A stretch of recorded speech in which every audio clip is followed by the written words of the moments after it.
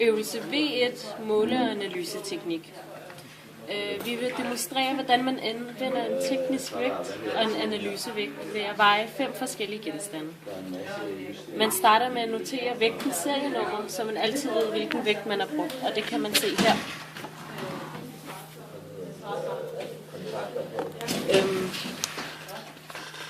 Derefter kontrollerer man, om vægten er i watter, så man ved, at genstandens vægt fordeler sig jævnt ud over vejepladen. Og det kan vi se her.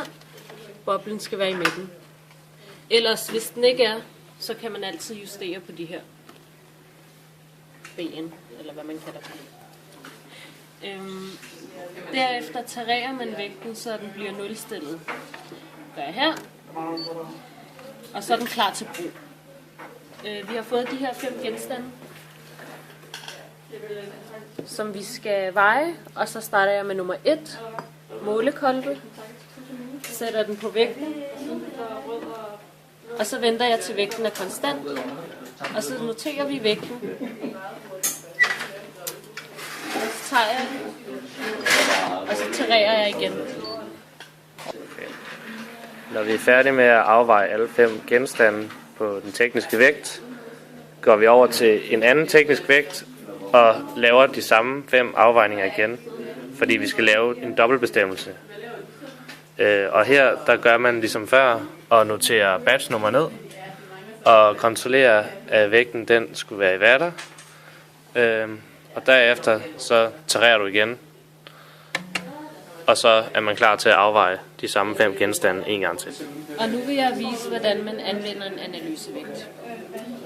Her starter jeg også med at notere serienummer og kontrollere, om vægten er i watter. Serienummer kan jeg finde her.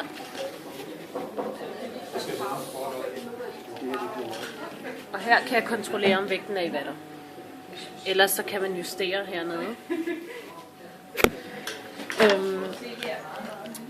Da vægten er meget følsom, vil jeg anvende handsker, fordi fedtfingre kan påvirke afvejningen.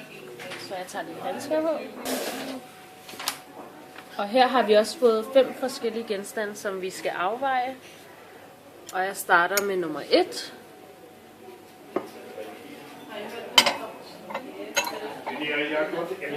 Inden jeg lægger den på vægten, så tarerer jeg lige.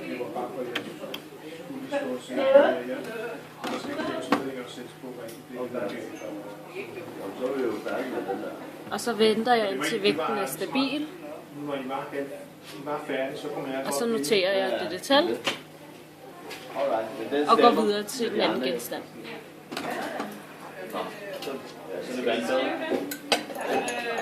Når vi har afvejet alle 5 genstande, gentager vi den samme proces på en anden analysevægt, for at udregne, om der skulle være nogle afvigelser i afvejningen. Og det gør vi her. Og igen noterer vi serienummer og kontrollerer, at vægten er klar til brug.